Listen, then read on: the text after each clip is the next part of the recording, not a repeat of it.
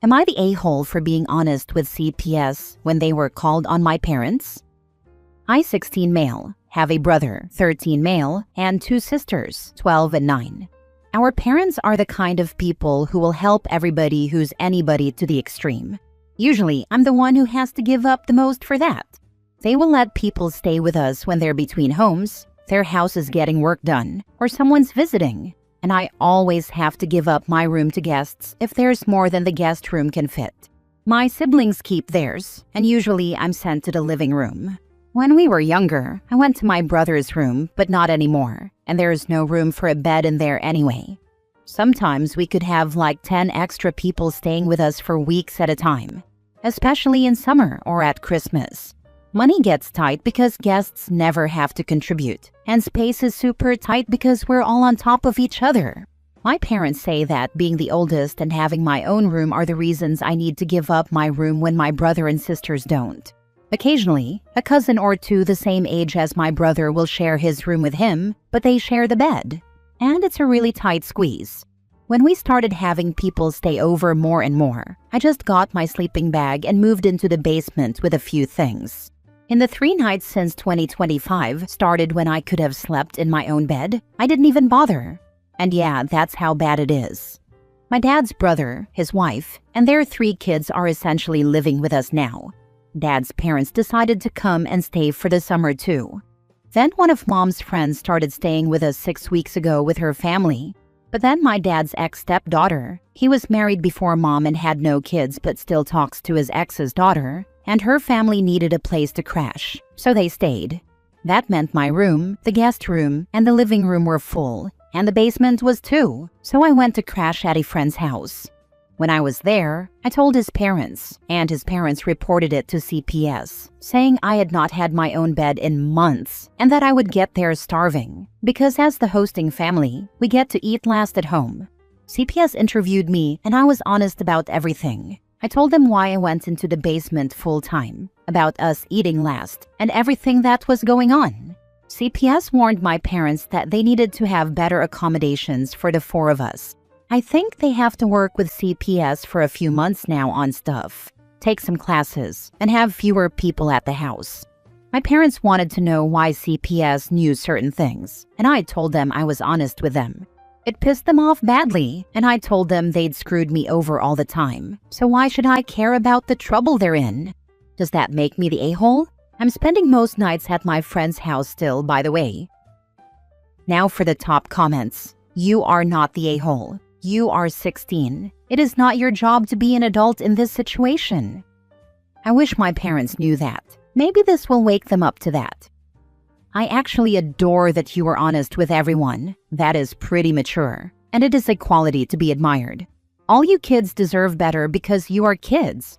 I know you feel older because you have had to be, but remember, you are still a kid. I bet what's happening here is that the parents enjoy the validation they get from people other than their kids about how they're so great and helpful. They wouldn't get the same feelings from their kids.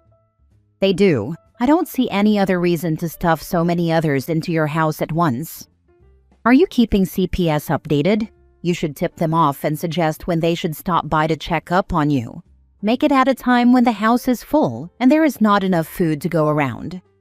No, I haven't talked to them since, but they are keeping a watch over everything and they know everyone's still there.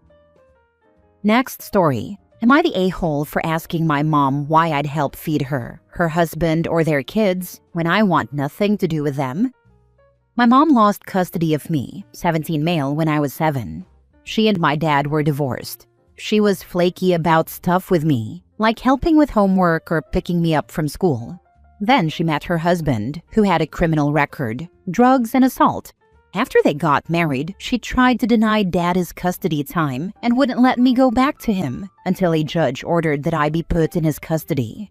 Dad called the police and they went to the house, tried to make Mom surrender custody, but she wouldn't. Because the police didn't want any violence, they just logged every time she refused to give me over. Her husband was also arrested in front of me when she was refusing to let me see Dad. At the end of it all, it was decided I should stay in Dad's custody.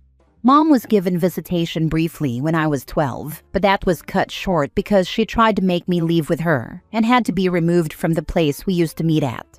Then 18 months ago, she got visitation back again, and she's keeping it now. It started with 3 hours once a month, then turned into going to her house for a few hours, and then into an overnight. It's still one overnight, but I stay from 6 p.m. to 4 p.m. the next day. And yeah, this was agreed at my age with me not wanting to go. The judge ordered family therapy for me and her for several months too, but we're finished now. I'm counting down until my birthday when I can leave her behind and never go back. When it's closer to my birthday, I'll probably refuse to go because we won't make it to court in time. So anyway, the point of my post, my mom and her husband need help feeding the kids they have together. 4 kids under 10, and they get food from a charity once a week, plus whatever they can buy, and sometimes from food banks. Mom knows I have a part-time job and that I live well at Dad's house, and she asked me to help them with food. She said I could buy stuff or share what I get at Dad's or whatever, but they struggle and we're a family. I told her we're not, and they're not my problem. She told me their kids aren't getting as much as they should. They take all the help they can get, and that they're my siblings whether I know them or not. So why wouldn't I help them at least? I asked her why I would help any of them when I want nothing to do with them. I said she should have been a better mom if she wanted me to care, and married a better guy if she wanted me to give a damn about him. My mom texted me after I went back to Dad's, and now she texts once a day telling me to at least think of the kids, and how we're still a family even if I'm angry about stuff that happened. I know the kids are innocent and that they're related to me, but I really don't feel any sibling connection or love. If Mom had never won visitation, I would have chosen not to ever meet them or have a relationship. Am I the a-hole? You are a child, and it is not your place to get a job and help support your mother's children. Have you reported this constant harassment to the court? Have you called CPS to report that she is unable to feed her children? My dad's lawyer said it won't be looked at as harassment because she says other stuff in her texts. They'll just tell us she can talk to me when she wants now. I never reported her to CPS. The bit about CPS was my first thought. And frankly, as an almost legal adult going to school and working a part-time job, your donation would be less effective in taking care of those children than what CPS could arrange if the issue is genuine. And this comes from someone whose default stance on government involvement is no. My thing with CPS is, it might help her kids by giving more resources, but those resources could screw me over if it's decided she should have an extra night or something because she can support that better. This is wild to me. Your mom kidnapped you over and over again and faced no consequences. This system is so broken, but I digress. You are not responsible for these children, and you do not have to take this nonsense from her. Call CPS. Call your lawyer. Tell them what she's doing. She can't feed her kids. She's blackmailing you, and she's harassing you. You are not the a-hole.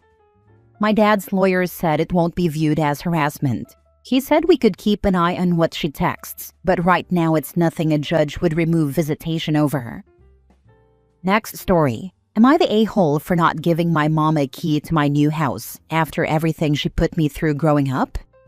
I just bought my first home, a small fixer-upper I've been saving for since I was 21. It's not fancy, but it's mine. After years of roommates, couch surfing, and crappy apartments, having a space that's safe and quiet means everything to me. My mom found out about the house through my cousin, and the first thing she asked was when she would get a copy of the house key. I laughed, thinking she was joking. She wasn't. Here's some background. I grew up in a house that never felt like home. My mom was the kind of parent who acted more like a jealous older sister than a mom. She would go through my room constantly, read my journals, make fun of me in front of guests, and treat my privacy like an inconvenience. If I cried, I was being dramatic. If I got good news, she found a way to downplay it or turn it into a competition. When I was 15, she grounded me for 2 months because I didn't want to show her my texts. I moved out at 18, and we've had a rocky relationship ever since. She's gotten better on the surface. Less yelling, more polite, but I wouldn't call her trustworthy. She still asks invasive questions, still brings up old wounds like they're punchlines, and still pretends none of it was a big deal. So no, I don't want her to have a key to my home. When I told her that, she got icy and said I was holding a grudge over a teenage drama. She also said I'd never know when I might need her to check on me, which honestly just confirmed exactly why I don't want her to have access. My aunt took her side and told me I was being disrespectful, that she's still my mother, and it's just a spare key. But to me, it's more than that. It's about feeling safe. It's about boundaries I never had growing up and finally get to set now. I told my mom this house is my space, and I want to keep it that way. Now she's barely speaking to me, and I'm getting guilt-tripped by other family members who say I'm being cold and ungrateful. I don't think I'm wrong for drawing a line, but I also didn't expect this much backlash. Am I the a-hole? Now for the top comments. Not the a-hole. Just because someone has a problem with your decision doesn't mean you're wrong, especially when it's someone you had a negative experience with. If someone who's been terrible to you isn't talking to you, consider that a blessing. Thank you for the reassurance. It's weird though, how even now I catch myself feeling bad that she's mad, like I owe her emotional comfort. I guess I've gotten so used to minimizing my own feelings to avoid her blow-ups. But I'm done doing that. Her silence feels more peaceful than her presence ever did. Not the a-hole. A key isn't just a spare when it comes to someone who never respected your boundaries. You're not being cold. You're protecting your peace. After everything you've been through, you deserve to feel safe in your space. She may be your mom, but that doesn't mean she's entitled to access. Good on you for standing firm. This really helped put it into perspective. It's not just a key, it's trust, and I've never really had that with her. I've worked way too hard to finally feel safe, and I'm not giving that up out of guilt. Thank you.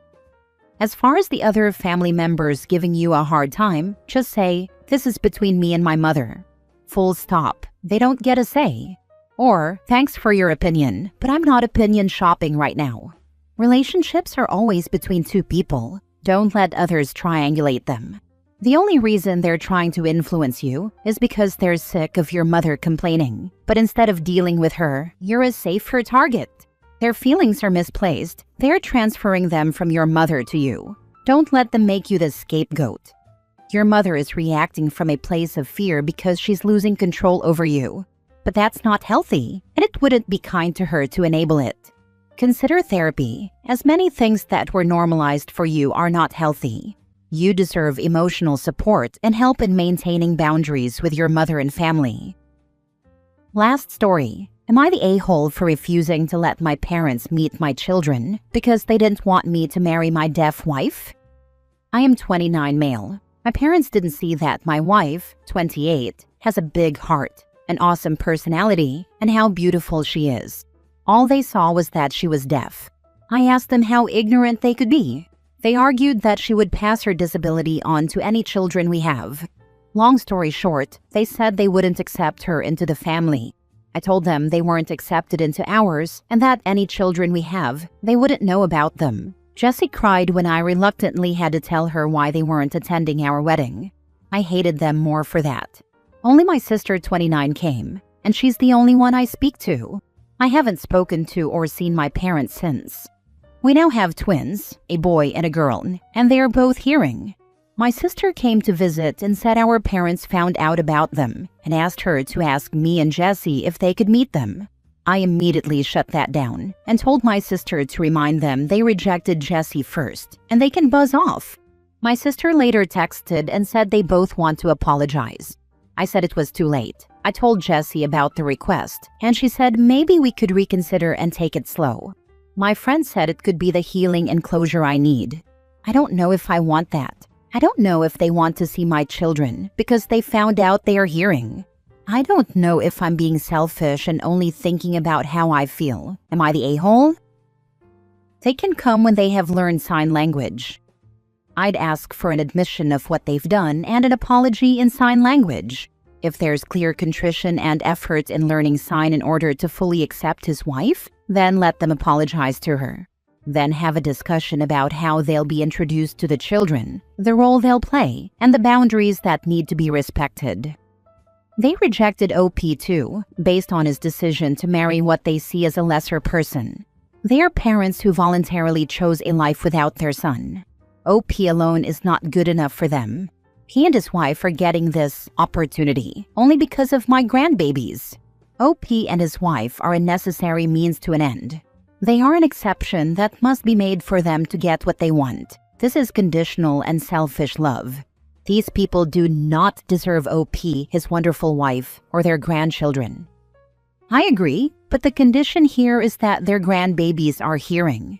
If the babies were deaf, I really doubt that OP's parents would have changed their minds and hearts, perhaps even felt justified in their rejection.